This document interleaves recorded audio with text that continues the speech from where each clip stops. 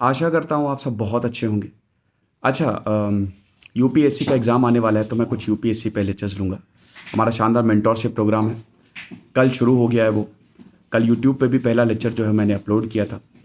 तो हमारे उस प्रोग्राम में दोस्तों मैं टोटल 7 पेपर्स, पिछले साल के 7 पेपर्स डिस्कस करवाऊँगा और टोटल 14 लेक्चर्स होंगे। मतलब एक पेपर में हम 50 सवाल जो है वो डिस्कस करेंगे। थोड़ा-सा डिस्टर्बेंस हो रहा है मुझे पता है, थोड़ा-सा आप कॉम्प्रोमाइज़ कर लीजिए। तो वो ज़रूर आप अवेल करिए, आपको बहुत ज़्यादा फ़ायदा होगा क्योंकि 10 अक्टूबर को तो एग्ज़ाम ही आने वाला है। तो अब हम बात करेंगे, क्या यूपीएससी बिना कोचिंग के निकाला जा सकता है? बिल्कुल निकाला जा सकता है। इसमें कोई दो राय है ही नहीं। देखिए, कोचिंग्स क्या करती हैं ना, आपका काम आसान कर देती हैं। कल मैंने बताया था कि किस तरीके से यूपीएससी आप पहले अटेम्प्ट में निकाल सकते हैं।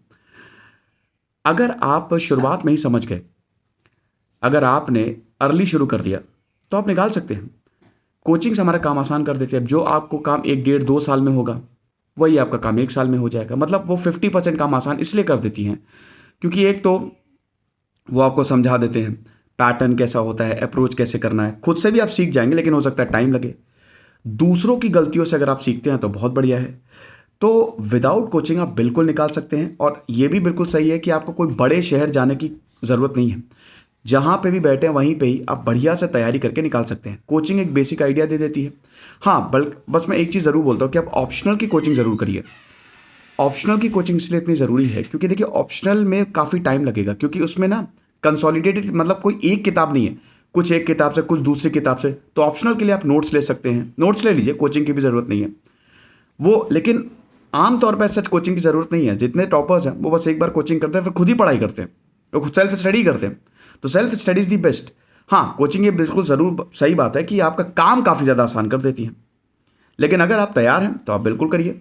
इसमें सबसे पहले तो आप सिलेबस समझिए। अब आज यूट्यूब का ज़माना है, तो बहुत सारे टॉपर्स ने अपनी स्ट्रैटेजी बताई है। एक एक, दो दो, तीन तीन घंटे के वीडियोज़ हैं, जाइए गो थ्रू करिए। देखिए, पहले 1 महीना अगर आप सेल्फ स्टडी करना चाह रहे हैं तो 1 महीना तो रिसर्च में बिताइए कि पहले देखिए कि पेपर का पैटर्न कैसा है, सिलेबस क्या है, प्रीवियस ईयर पेपर्स में गो थ्रू करिए। देखिए आप उसको आंसर कर पा रहे हैं कि नहीं कर पा रहे हैं, और चीज़ें हो जाएंगी अपने आप। ठीक है, तो पहले तो 1 महीना आप थोड़ा सा अपनी तैयारी करिए, खुद की तैयारी, खुद प्रिपेयर होइए, रिसर्च करिए। पहले वही ना, रणभूमि में जाने से पहले आप हथियार इकट्ठा करिए। उसके बाद आपको पता चल गया, देन सबसे पहले the most important thing is NCERT. 6 to 12 तक पूरे समझिए कि ये 7 साल की एनसीईआरटी आपको स्किप नहीं करनी है। NCERT is the most important book. NCERT आप पढ़िए और उससे ना ही सिर्फ आपका बेस तैयार होगा, बल्कि 50 to 60% आसान हो जाएगा आपका काम। तो आप एनसीईआरटी पढ़ना शुरू करिए और ये आपको रीडिंग हैबिट्स, इससे आपकी जो रीडिंग हैबिट्स है ना, वो भी जो है बहुत ज़्यादा होगी, बहुत बढ़िया होगी। रीडिंग हैबिट भी आपकी काफ़ी अच्छी होगी। तो इसीलिए आप एनसीईआरटी पढ़ें सबसे पहले। उसके बाद आप हायर बुक्स पे जाएं। तो पहले तो आपको स्टैटिक खत्म करना है और उसके बाद करंट अफेयर्स खत्म करना है। अब उसकी स्ट्रैटेजी वो आपके ऊपर डिपेंड करती है। अब यही चीज़ है, यहाँ पे क्या होता है कि जैसे जो कोचिंग्स होती हैं वो यही आपको पढ़ाएंगी, और कोचिंग में क्योंकि आपको आपने पैसा दिया है तो वहाँ पे आप पढ़ेंगे भी पढ़ेंगे, पढ़ेंगे ही पढ़ेंगे। और सुबह से शाम तक ऑफलाइन है तो ऑफलाइन, ऑनलाइन है तो ऑनलाइन। ऐसे सेल्फ स्टडी में हम काफ़ी कैजुअल हो जाते हैं, हम इतना पढ़ते नहीं है। अगर आप के अंदर इतना दृढ़ निश्चय है, डिटर्मिनेशन है, तो बिल्कुल पढ़िए। वैसे अक्सर क्या होता है कि यार छोड़ो, क्या बाद में पढ़ लेंगे, कल पढ़ लेंगे, ये प्रॉब्लम आ जाती है हमारे साथ। तो ये इसमें होता है। तो दूसरा पॉइंट, मतलब तीसरा पॉइंट ये है कि इसमें आप क्या कर सकते हो अगर आपको सेल्फ स्टडी करनी है। तो पहला तो आपका हो गया कि सबसे पहले सिलेबस, फिर उसके बाद एनसीईआरटी, देन तीसरा पॉइंट आप हायर बुक्स पे जाएं। लेकिन इसमें एक और चीज़ समझिएगा कि प्रीवियस ईयर पेपर को ज़रूर वो अपने साथ में रखिए, उसको आप ज़रूर स्टडी करते रहे कि कौन से एरिया से कितने सवाल पूछे गए हैं, कौन से एरिया में कितना ज़्यादा टाइम देने की ज़रूरत है। कोचिंग्स आपको ये भी बताती है कि क्या आपको स्किप करना है, इसमें बहुत टाइम की बचत होती है, वक्त की। आपको सब चीज़ें नहीं पढ़नी है, तो उसमें आपको सिलेबस बहुत हैंडी रहेगा। सिलेबस में देखिए क्या है, जो है आप वही पढ़िए। अब उसमें भी क्या क्या पढ़ना है, तो यही कोचिंग जो है ये सारी चीज़ें थोड़ी आसान कर देती हैं। लेकिन अगर आप खुद से कर सकते हो और अगर आपको लगता है कि हाँ मैं नोट्स बना के खुद से, तो कोई इशू नहीं है, आप खुद भी जाइए, है ना। आप यकीन नहीं मानेंगे कि बहुत सारे ऐसे बच्चे हैं, बहुत सारे ऐसे एस्पायरेंट्स हैं जिन्होंने विदाउट कोचिंग 6-7 महीने में एग्जाम निकाला है। और कोई वो दिल्ली नहीं है, दिल्ली में थोड़ा पढ़ाई का माहौल हो जाता है। एक्चुअली पढ़ना थोड़ा-सा वही ना बताया ना कि हम लोग जैसे सेल्फ स्टडी में क्या होता है काफ़ी कैजुअल हो जाते हैं। लेकिन अगर आप एकदम डिटर्मिनेशन के साथ उतरे हैं और बोले कि नहीं 6-7 घंटे तो मुझे देने ही, इतना ही लगता है, तो बिल्कुल सेल्फ स्टडी से आपका निकल जाएगा। इनफैक्ट ज़्यादातर लोगों का सेल्फ स्टडी कोचिंग बस एक बेसिक आइडिया के लिए होती है कि चलो एक आइडिया लग गया। लेकिन आज तो यूट्यूब पे इतने सारे हैं कि आपको कोचिंग की वैसे ही ज़रूरत नहीं है। तो विदाउट कोचिंग इस एग्जाम को कहीं पे भी बैठे हुए निकाला जा सकता है। तो तीसरा स्टेप क्या था कि आपने हायर बुक्स पढ़ लिया, आपने सिलेबस के हिसाब से अपना पूरा खत्म कर लिया। अब उसके बाद फिर आप करंट अफेयर्स पे फोकस करिए। पहले आप स्टैटिक अपना खत्म करिए, क्योंकि जब तक आप स्टैटिक खत्म नहीं करेंगे आप करंट अफेयर्स नहीं समझ पाएंगे। तो पहले हिस्ट्री, ज्योग्राफी, पॉलिटी, ये सारी किताबें एनसीईआरटी, और उसके बाद अपर जो हायर बुक्स हैं, और हायर बुक्स में भी आपको 7-8 ही पढ़नी है। ठीक है, वही बार बार रिवाइज करते रहिए। ठीक है, यही आपके पास आपके हथियार है, इन्हीं को लगातार आप रिवाइज करते रहिए।